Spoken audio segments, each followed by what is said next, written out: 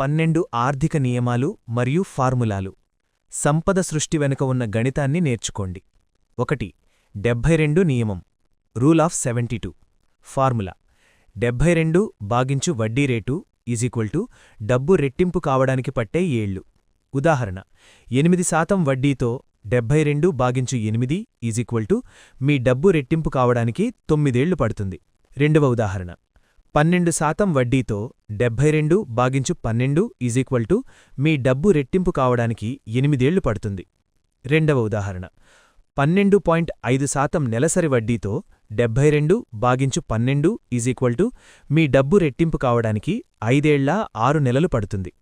వివరణ: మీ పెట్టుబడి వృద్ధిని లెక్కించడానికి ఇది అద్భుతమైన షార్ట్కట్. త్వరగా పెట్టుబడి పెట్టడం ఎందుకు ముఖ్యమో, కేవలం 7-9% వార్షిక వడ్డీ ఇచ్చే సేవింగ్స్ ఖాతాలో డబ్బు ఉంచడం వల్ల మీరు ఎంత నష్టపోతున్నారో ఇది చూపిస్తుంది. 2. 50-30-20 బడ్జెట్ నియమం. ఫార్ములా 50% అవసరాలు, 30% కోరికలు, 20% పొదుపు లేదా పెట్టుబడులు. ఉదాహరణ: నెలకు 5,000 ఆదాయముంటే 2,500 అవసరాలకు, 1,500 విలాసాలకు, 1,000 రూపాయలు పొదుపుకు కేటాయించాలి. వివరణ: ఇది చాలా సులభమైన బడ్జెట్ పద్ధతి. మీ ఆదాయంలో సగం ఇంటి అద్దె, సరుకుల వంటి నిత్యావసరాలకు పోతుంది. 30% మీ జీవనశైలికి అంటే సినిమాలు, షికార్లకు పోతుంది. 20% మీ భవిష్యత్తు కోసం దాచుకోవాలి. 3. నికర విలువ ఫార్ములా. ఫార్ములా ఆస్తులు తీసివేత అప్పులు నికర విలువ. ఉదాహరణ: మీకు 5 లక్షలు ఆస్తులుండి 2 లక్షలు అప్పు ఉంటే 3 లక్షలు మీ నికర విలువ. వివరణ: ఇది మీ ఆర్థిక పరిస్థితిని తెలిపే ప్రోగ్రెస్ రిపోర్ట్. మీరు నిజంగా సంపదను పెంచుతున్నారా లేదా అప్పులతో ధనవంతులుగా కనిపిస్తున్నారా అనేది ఇది చెబుతుంది. దీన్ని ప్రతి 3 నెలలకోసారి చెక్ చేసుకోండి. 4. చక్రవడ్డీ formula. Formula A = P × 1 + R⁻T, where P అసలు, R వడ్డీ రేటు, T కాలం. ఉదాహరణ: 1,000 రూపాయలను 5% వడ్డీతో 10 ఏళ్లు ఉంచితే 1,629 అవుతుంది.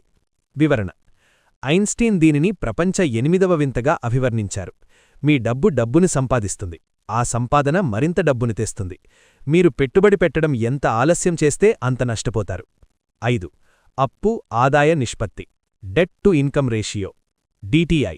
ఫార్ములా నెలవారీ మొత్తం అప్పులు భాగించు నెలవారీ ఆదాయం ఇంటూ 100%. ఉదాహరణ: నెలకు 5,000 సంపాదిస్తూ 2,000 అప్పు కడుతుంటే 40% DTI. వివరణ: బ్యాంకులు మీకు లోన్ ఇవ్వాలా వద్దా అని దీని ఆధారంగానే నిర్ణయిస్తాయి. 36% కంటే తక్కువ ఉంటే మీ ఆర్థిక ఆరోగ్యం బాగున్నట్లు, 43% దాటితే మీరు ప్రమాదంలో ఉన్నట్లు లెక్క. 6. Savings rate formula.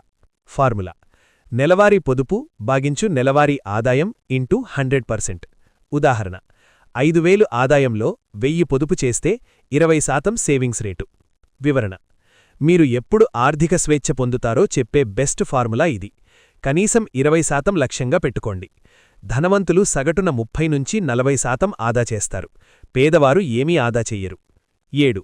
70 నియమం. ద్రవ్యోల్బణ ప్రభావం. ఫార్ములా 70 భాగించు ద్రవ్యోల్బణ రేటు డబ్బు విలువ సగానికి పడిపోయే ఏళ్లు. ఉదాహరణ: 6% ద్రవ్యోల్బణముంటే 70/6 11.67 ఏళ్లలో మీ డబ్బు విలువ సగానికి పడిపోతుంది. వివరణ: బ్యాంకులో డబ్బు ఖాళీగా ఉంచడం వల్ల నష్టం ఎందుకు జరుగుతుందో ఇది వివరిస్తుంది. ద్రవ్యోల్బణం వల్ల మీ డబ్బు విలువ ప్రతిరోజూ తగ్గుతూ ఉంటుంది. 8. అత్యవసర నిధి ఫార్ములా. ఫార్ములా నెలవారీ అత్యవసర ఖర్చులు ఇంటూ 6 అత్యవసర నిధి లక్ష్యం. ఉదాహరణ: బతకడానికి నెలకు 3,000 అవసరమైతే ఇంటూ 6 18,000 మీ అత్యవసర నిధిలో ఉండాలి. వివరణ: ఇది మీ ఆర్థిక భద్రతా వలయం, సేఫ్టీ నెట్. ఉద్యోగం పోయినా, ఆస్పత్రి ఖర్చులు వచ్చినా అప్పులపాలవ్వకుండా మిమ్మల్ని కాపాడుతుంది. 9. పెట్టుబడిపై రాబడి. Return on investment ROI. Formula చివరి విలువ తీసివేత ప్రారంభ పెట్టుబడి భాగించు ప్రారంభ పెట్టుబడి ఇంటూ 100%. ఉదాహరణ: 1,000 రూపాయలు పెట్టుబడి పెట్టి చివరకు 1,500 పొందితే 50% రాబడి. వివరణ: మీ పెట్టుబడి లాభదాయకమా కాదా అని ఇది చెబుతుంది. వ్యాపారం, రియల్ ఎస్టేట్ లేదా స్టాక్స్ దేనినైనా పోల్చడానికి దీన్ని వాడండి. నెగటివ్ ఆర్ఓఐ వస్తే ఆ పెట్టుబడికి దూరంగా ఉండండి. 10. 4% రిటైర్మెంట్ రూల్. ఫార్ములా: రిటైర్మెంట్ కోసం కావాల్సిన వార్షిక ఆదాయం భాగించు 0.04 ఈజ్ మొత్తం కావాల్సిన పొదుపు. ఉదాహరణ: రిటైర్మెంట్లో ఏటా 60,000 కావాలంటే భాగించు 0.04 ఈజ్ 15 లక్షలు, అంటే 1.5 మిలియన్లు దాచుకోవాలి. వివరణ: మీ రిటైర్మెంట్ లక్ష్యాన్ని ఖచ్చితంగా నిర్ణయించుకోవడానికి ఇది పనికొస్తుంది. కేవలం ఆశపడడం కాకుండా ఒక ఖచ్చితమైన టార్గెట్ మీ ముందుంటుంది. 11.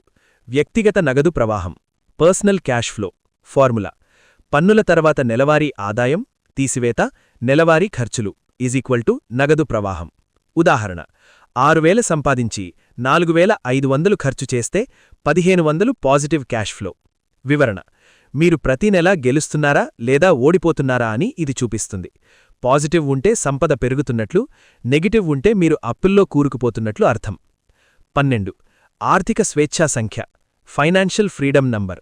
ఫార్ములా: వార్షిక ఖర్చులు into 25 is financial freedom number.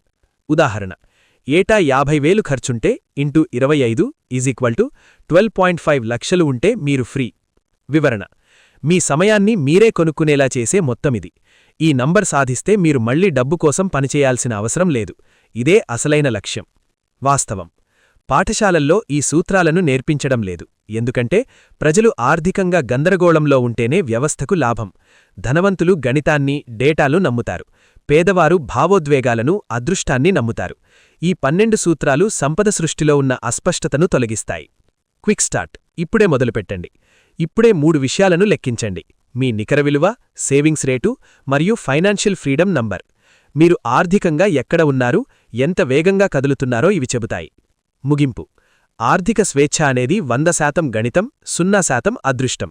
పెట్టుబడులను ప్లాన్ చేయడానికి, మీ ప్రోగ్రెస్ ట్రాక్ చేయడానికి ఈ ఫార్ములాలను వాడండి. ధనవంతులు ఫలితాలు ఎలా ఉంటాయో ముందే లెక్కిస్తారు. ప్రోటిప్స్: ఏదైనా పెట్టుబడి పెట్టే ముందు రూల్ ఆఫ్ 72 వాడండి. ప్రతి నెల 1వ తేదీల మీ నికర విలువను లెక్కించండి. మీ వయసు 30 ఏళ్లలోపు ఉంటే చక్రవడ్డీ, కాంపౌండ్ ఇంట్రెస్ట్ మీ సూపర్ పవర్. అప్పు ఆదాయ నిష్పత్తి DTIని ఎప్పుడూ 30% కంటే తక్కువ ఉంచుకోండి.